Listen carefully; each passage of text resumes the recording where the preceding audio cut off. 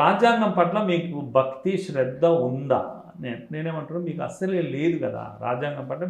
రాజ్యాంగ రచయిత పట్ల మీకు ఉందా ఎప్పుడైనా? ఎందుకు డాక్టర్ అంబేద్కర్కు మీరు 60 ఏళ్లలో ఆయన ఇచ్చిన రాజ్యాంగం కదా, ఆయన ఇచ్చిన పార్లమెంట్ కదా, ఆ పార్లమెంట్లో ఆయన ఫోటోకు స్థానం ఉండదా? ఇది దుర్మార్గం కాదా? మీరు చెప్పండి, మీరు జవాబు చెప్పండి. రాజ్యాంగము, రాజ్యాంగ రచయితలకు మీరు ఎలాంటి గౌరవం ఇచ్చారు? ఆయనకు భారతరత్న ఇచ్చారా? మీరు ఇచ్చారా? ఎందుకు ఇవ్వరు?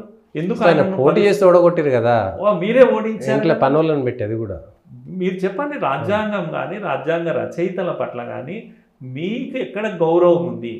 ఇన్ని దుర్మార్గాలు చేసిన వాళ్ళు కదా మీరు ఈరోజు వచ్చేసి రాజ్యాంగాన్ని కాపాడండి. నేను అడుగుతున్నాను సతీష్ గారు, రాహుల్ గాంధీ పట్టుకున్న ఆ రాజ్యాంగం ఏదైతే ఉందో దాన్ని తీసుకొని మీరు చూడండి. కాంగ్రెస్ చేసిన మరో దుర్మార్గం ఏంటంటే ఈ రాజ్యాంగంలో అనేక మార్పులతో పాటు దాని స్పిరిట్ అని ఉంటుంది, లెటర్ అండ్ స్పిరిట్ అని. ప్రతి దానికి పుస్తకానికి లెటర్ ఉంటుంది, స్పిరిట్ ఉంటుంది.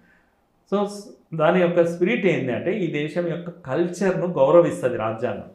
కల్చర్లో భాగంగా రాముడు, బుద్ధుడు, శ్రీకృష్ణుడు లాంటి మహామహానుభావుల ఈ సాంస్కృతిక బంధాన్ని ప్రదర్శించే పిక్చర్స్ ఉంటాయి రాజ్యాంగం.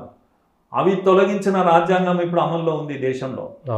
ఒకే ఒక కాపీ ఎక్కడో ఉంది అది, కానీ మిగతా కాపీలో ఇవన్నీ తొలగించింది కాంగ్రెస్ చేసింది. ఎవరిచ్చారు మీకు ఈ రైట్? ఇది కదా మీరు చేస్తున్నది. సెక్యులరిజం అనేటువంటిది పెట్టి అది తీసారు, సెక్యులరిజం పెట్టారు, ఇవన్నీ తీసేశారు.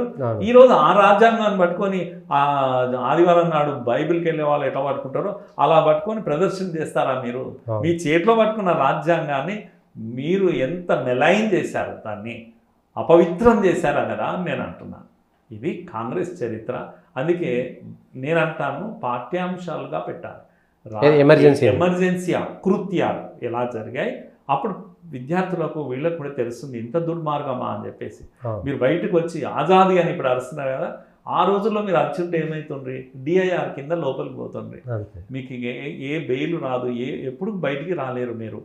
అలాంటి దుస్థితిని మీరు ఆలోచించండి. అందుకే నేను ఏమంటానంటే అది రెండవ స్వాతంత్ర పోరాటం. రెండవ స్వాతంత్ర పోరాటం ప్రజలు సాధించుకున్నారు, స్వేచ్ఛను సాధించుకున్నారు. స్వతంత్రాన్ని కాకపోయినా స్వేచ్ఛను సాధించుకున్నారు. ఈ రెండవ స్వాతంత్ర విరోచిత పోరాటము ఎవరెవరు చేశారు, ఎలా జైల్లో మగ్గారు, మీరు ఎప్పుడైనా ఇమేజెస్ కొట్టండి దీంట్లో వెళ్ళేసి గూగుల్ సెర్చ్లో వెళ్ళి ఎమర్జెన్సీ నాటి ఇమేజెస్ అని కొట్టండి, చాలా ఫోటోలు వస్తాయి. అప్పుడు అకృత్యాలు అవన్నీ కూడా. జార్జ్ ఫెర్నాండోస్ ఫేమస్, ఇది సంఖ్యలు వేసుకొని అంత పెద్ద నాయకుడు, ఆకాశం అంత నాయకుడు, సంఖ్యలు వేసి ఈడ్చుకెళ్ళారు. మీరు ఏం చెప్తారు? జైల్లో ఉండి థంపింగ్ మెజారిటీతో, ఈరోజు కూడా ఆ రికార్డు ఎవరు బద్దలు చేయరు. జైల్లో ఉంటే ఆయన అంత మెజారిటీతో, లక్షల మెజారిటీతో గెలిచి బయటకు వచ్చారు. ఇది ఈ దేశం యొక్క చరిత్ర. స్వేచ్ఛ, స్వతంత్రం కోసం తప్పించిన ప్రజలు వీళ్ళు. మీరు గొంతు నిలిమిన వాళ్ళు, మీరు ప్రాణం తీసిన వాళ్ళు, స్వేచ్ఛను లేకుండా చేసిన వాళ్ళు.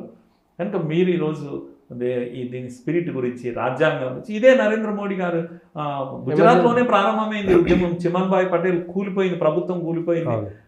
ఎమర్జెన్సీలో మోడీ గారు సిక్కు వేషం వేసుకొని అండర్ గ్రౌండ్లో పనిచేసి, అండర్ గ్రౌండ్ వర్క్ ఎలా జరిగింది అనేది ఒక ఎపిసోడ్. అది మీరు 2 hours వినొచ్చు మీరు. అండర్ గ్రౌండ్ యాక్టివిటీ ఈ దేశంలో ప్రజలు ఎలా చేశారు, ఎమర్జెన్సీ నుంచి ఎలా బయటకు వచ్చారు, దాన్ని హీరోస్గా చూస్తారు వాళ్ళందరినీ కూడా. మీరు జైలుకి వెళ్ళడం వేరే. మళ్ళీ ఇప్పుడు ఏమన్నా వీర సావర్కర్ పారిపోయింది, మోడీ మారువేషంలో పారిపోయింది.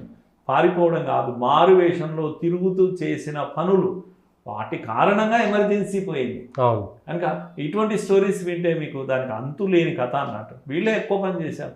నా ఇంటికి, నేను ఇంటర్మీడియట్ 2nd year స్టూడెంట్, మా ఇంటికి అండర్ గ్రౌండ్ పేపర్ వచ్చేది. సంఘ స్వయం సేవకులు ఎవరో వచ్చి ఇచ్చిపోయేవారు. వాళ్ళు మళ్ళీ నాకు ప్రికాషన్ చెప్పేవాళ్ళు, చదివాక వెంటనే దీన్ని పేపర్ కనబడకుండా చేయి, లేకపోతే ఇంకొకరికి అందించు అని రహస్యంగా 2 పేజీలు చిన్న పేపర్ తీసుకెళ్ళి ఎవరికో ఇచ్చేవాళ్ళం. స్టూడెంట్స్కి అందరికి పంపించేవాళ్ళం మేమంతా కూడా. ఎమర్జెన్సీ టైంలో ఈనాడు వచ్చింది పేపర్. ఈనాడు 74లో వచ్చింది.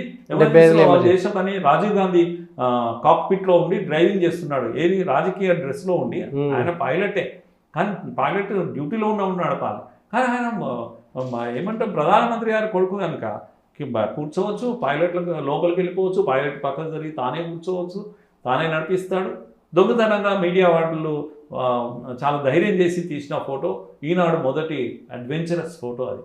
ఈనాడు గందరగోళం అయిపోయింది, కింద మీద అయిపోయింది పత్రిక. అవును. ఎన్ని స్టోరీస్ అండి, ఎన్ని పత్రికల కథలు చెప్పాలని అంటే, జర్నలిస్టుల స్టోరీలు వినాలి అంటే ఎమర్జెన్సీలో వినాలి, నిజమైన జర్నలిస్టులు ఎవరు అనేది. కనుక ఇది black days of those days. కనుక దీని నుంచి మనం గుణపాఠం నేర్చుకోవాలి, పాఠ్యాంశాలుగా పెట్టాలి.